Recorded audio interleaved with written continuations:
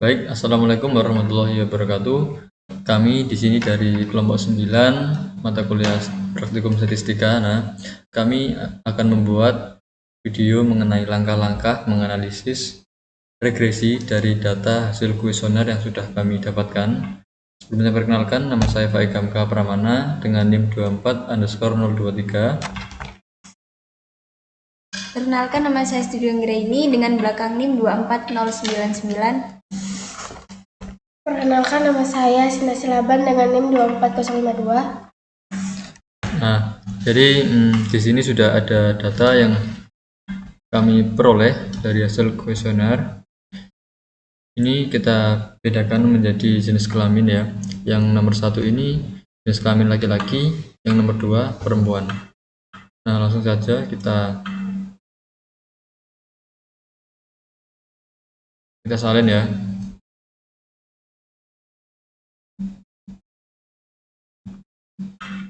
Nah, selanjutnya kita salin ke dalam aplikasi SPSS.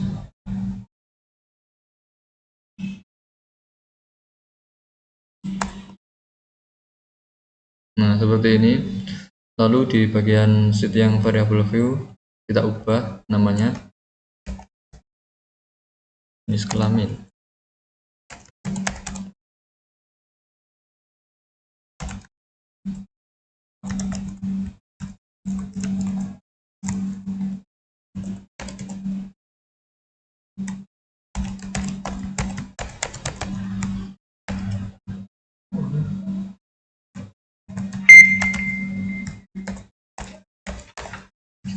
Ini terus ini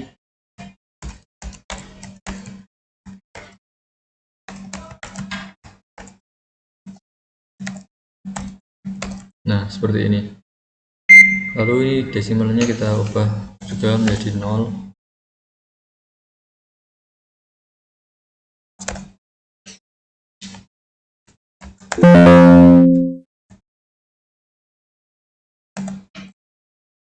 Nah seperti ini. Udah, lalu kita ke analisisnya, yaitu kita ke analyze, lalu ke regresi linear. Setelah itu kita pindah yang jenis kelamin kepada dependent, dan yang variabel ketiganya itu ke independent.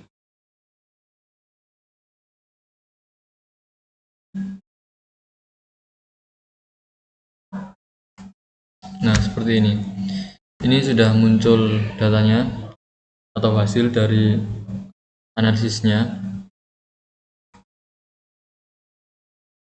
Nah, di sini kita sudah membuat laporan atau interpretasi dari kuesioner yang sudah kita buat. Nah, ini yang pertama ada tabel regresi, yang kedua ada model summary. Jadi model summary itu R adalah 0,362, yaitu korelasi antar predikator jika variabel independen dan variabel dependent. Jenis kelamin artinya adalah hubungan yang lemah karena kurang dari 0,5.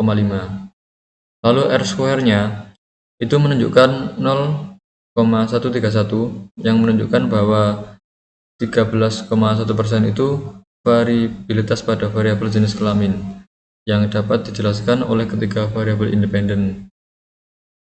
Lalu yang ketiga itu ada adjust R-square, yaitu 0,059, itu menunjukkan bahwa koreksi terhadap R kuadrat yang mempertimbangkan jumlah variabel prediktor dan ukuran sampel hanya 5,9% dari varians jenis kelamin yang dijelaskan oleh model setelah koreksi.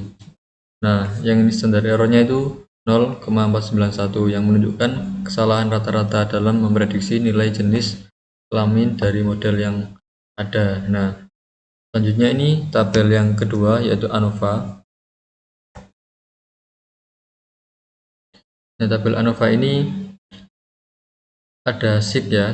Sig ini menunjukkan 0,163, itu artinya lebih dari 0,05, yang mana ini adalah model regresi yang menunjukkan tidak signifikan secara statistik. Dengan kata lain, secara keseluruhan, model regresi tidak bisa membedakan secara bermakna antara jenis kelamin berdasarkan ketiga variabel tersebut. Lalu yang selanjutnya ini ada tabel koefisien, yang mana ini menunjukkan bahwa semua nilai sig ini itu lebih dari 0,05. Artinya tidak ada satupun variabel independen yang berpengaruh signifikan terhadap variabel jenis kelamin. Nah, lalu hubungannya koefisien B itu menunjukkan arah dan kekuatan hubungan. Nah, untuk pada penjelasan selanjutnya akan dijelaskan oleh rekan yang lain. Baik, yang selanjutnya itu ada interpretasi analisis regresi. Nah, di sini ada variabel entry atau remove.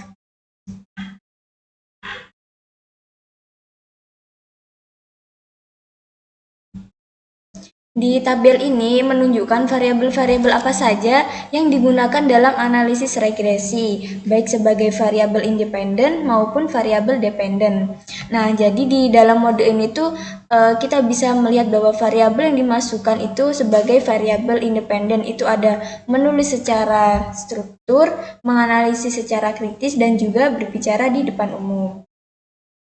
Yang selanjutnya itu ada model summary. Di model ini merupakan tabel koefisien determinasi atau uji kelayakan model regresi. Jadi nilai ini tuh ditunjukkan pada kolom R² karena jumlah variabel independen tuh lebih dari 2, yaitu menulis secara struktur, menganalisis secara kritis, dan juga berbicara di depan umum.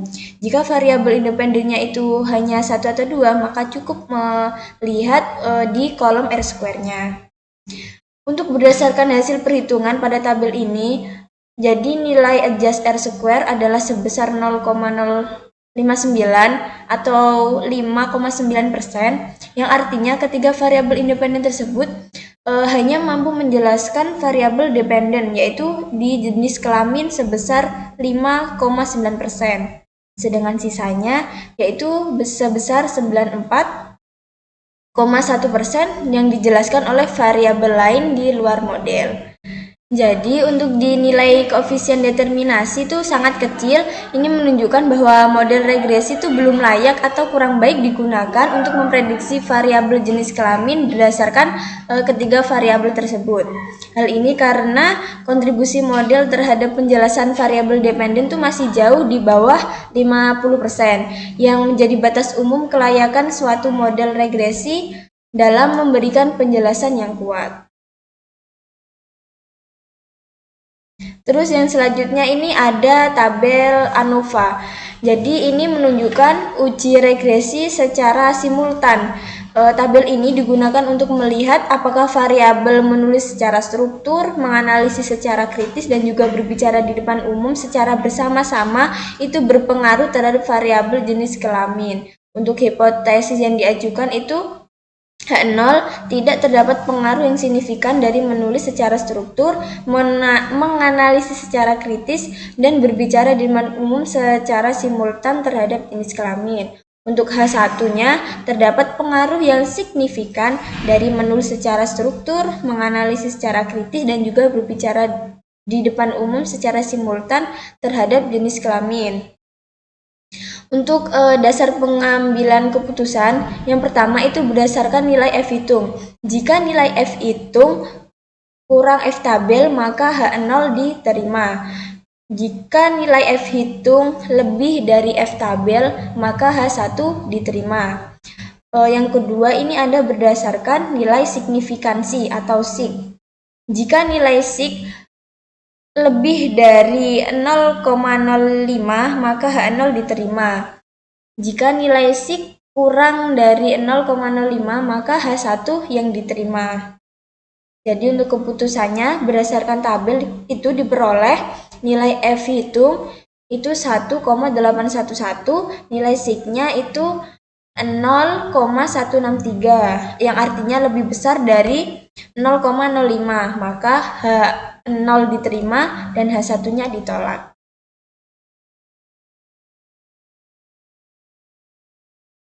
Baik, untuk yang selanjutnya akan dijelaskan oleh rekan saya. Selanjutnya yaitu keputusan. Jadi berdasarkan dasar pengambilan 1 diketahui bahwa nilai F hitung adalah sebesar 1.811, sedangkan F tabel yaitu DF sama dengan 3 banding 36 banding A sama dengan 5% adalah 2.866 sehingga HO diterima. Nilai F tabel dapat diperoleh dari lembar tabel statistik yang biasanya terdapat di lampiran buku statistik. Namun, sebenarnya nilai F tabel juga dapat dicari menggunakan program Excel. Caranya, menuliskan rumus di Excel sebagai berikut. Jadi, ini adalah rumus dari F tabel. Jadi kesimpulannya, berdasarkan hasil analisis regresi diketahui bahwa nilai R square sebesar 0,131 atau 13,1%, yang artinya variabel independen yaitu menulis secara struktur, menganalisis secara kritis, dan juga berbicara di depan umum mampu menjelaskan variabel dependen jenis kelamin sebesar 13,1%, sedangkan sisanya sebesar 86,9%. Dijelaskan oleh variabel lain di luar model. Hasil uji ANOVA menunjukkan bahwa nilai F hitung sebesar 1,811 lebih kecil dari F tabel 2,866 serta nilai signifikan atau SIG sebesar 0,163 lebih besar daripada 0,05. Maka dapat disimpulkan bahwa H0 diterima dan H1 ditolak, yang berarti tidak terdapat pengaruh yang signifikan secara simultan antara variabel menulis secara struktur, menganalisis secara kritis, dan juga berbicara di depan umum terhadap jenis kelamin. Selanjutnya yaitu koefisien. Jadi tabel koefisien di atas adalah tabel yang menunjukkan uji regresi secara parsial atau sendiri-sendiri. Berikut ini adalah penjelasan mengenai pengaruh variabel berbicara di depan umum, yaitu menganalisis secara kritis dan menulis secara struktur terhadap jenis kelamin secara parsial, yaitu hipotesis yang diajukan adalah H0 tidak terdapat pengaruh yang signifikan antara variabel berbicara di depan umum, menganalisis secara kritis, dan menulis secara struktur terhadap jenis kelamin secara parsial atau sendiri-sendiri. H1 terdapat pengaruh yang signifikan antara variabel berbicara di depan umum, menganalisis secara kritis, dan juga menulis secara struktur terhadap jenis kelamin secara parsial atau sendiri-sendiri.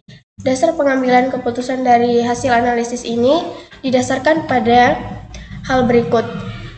Satu yaitu bila nilai T hitung lebih kecil daripada T tabel maka H0 diterima. Yang kedua yaitu bila nilai T hitung lebih besar daripada T tabel maka H1 diterima. Kalau dasar pengambilan keputusan kedua yaitu yang pertama, bila nilai SIG lebih besar daripada 0,05 maka H0 diterima. Jika bila nilai SIG lebih kecil dari 0,05 maka H1 diterima. Berikutnya yaitu kesimpulan. Berdasarkan hasil analisis regresi parsial terhadap variabel berbicara di depan umum secara kritis dan menulis secara struktur terhadap variabel jenis kelamin, diperoleh nilai signifikan atau SIG. Untuk ketiga variabel tersebut, semuanya lebih besar dari 0,05. Hal ini menunjukkan bahwa ketiga variabel bebas tidak berpengaruh secara signifikan secara parsial terhadap jenis kelamin. Dengan demikian, dapat disimpulkan bahwa tidak terdapat pengaruh yang signifikan secara parsial antara kemampuan berbicara di depan umum dan juga kemampuan menganalisis secara kritis dan kemampuan menulis secara struktur terhadap jenis kelamin responden.